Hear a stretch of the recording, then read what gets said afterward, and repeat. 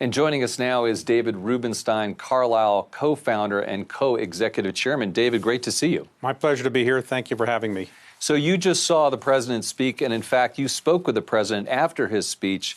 What were your thoughts on his remarks, and what did you guys talk about? The president was better received, I think, than he was 2 years ago. He's better known in many ways, but the policies that he put into place seem to be working. You may or may not like his personality. You may or may not like his style.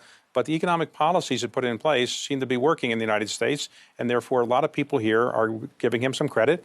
I wouldn't say they're saying he's the nicest person they've ever met. I didn't say that they said that. They didn't say he's not. But I would say they are saying his policies are working. And so I think he was pleased with the speech. It was worked on by his team, and he read from the teleprompter. And when he does that, I think he generally gives a pretty good speech. When he goes off the teleprompter, sometimes things go a little bit different than maybe his advisors would like. And some people complain to me that the speech, instead of really addressing the crowd at Davos, David, was more for consumption back home in the United States, kind of a campaign speech almost. What do you think? It sounds like a stump speech in many ways. If you were being impeached and you had to run for presidential re-election and you had to deal with Davos, what would you rather do? I mean, he obviously worries about people in the United States. The people here are impressive people. I like everybody here, but very few of them are voting in Iowa. Very few of them are voting in the United States presidential elections. So that's his main audience. But he was well received here, better than he was before.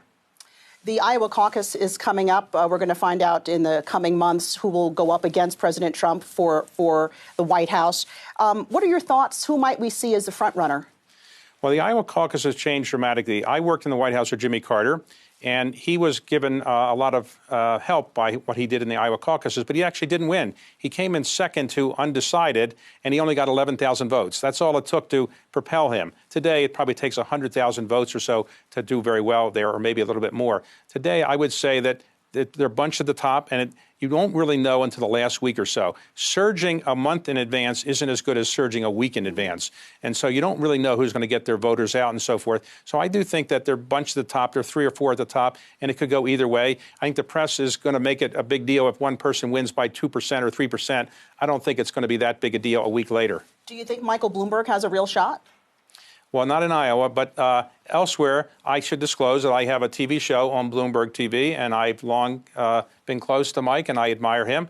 And I think he has a real shot compared to where I thought he was going to be just 2 months ago. I thought it'd be harder, but it's clear that his ads are having some impact, and people think that if the party is moving to the left, he would be a good counter to that. Now, we don't know whether the party's going to move to the left. We'll see in the first 4 primaries and caucuses. If they move to the left, Mike has a better chance. Going back to President Trump, David, was he in a good mood today when you met with him? Did he seem concerned about impeachment, number one? And number two, do you think he can get reelected? I do think he can get reelected. Remember, most presidents get reelected.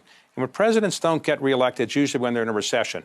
Gerald Ford, George Herbert Walker Bush, Jimmy Carter. The last president who got reelected in a recession was William McKinley. So it's, the economy's pretty good. So therefore, I think he has got a pretty good chance of getting reelected. We're not in a big war anywhere. That's another factor that can be taken into account.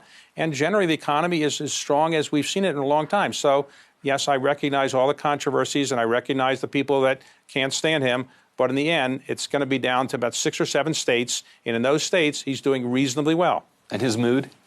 His mood is pretty good. He was well received here. Okay. And therefore, I thought he was, in a group with business people, and these are people that he's very comfortable with. So, and a lot of international business people. I think he's going to have dinner with a lot of international business leaders tonight.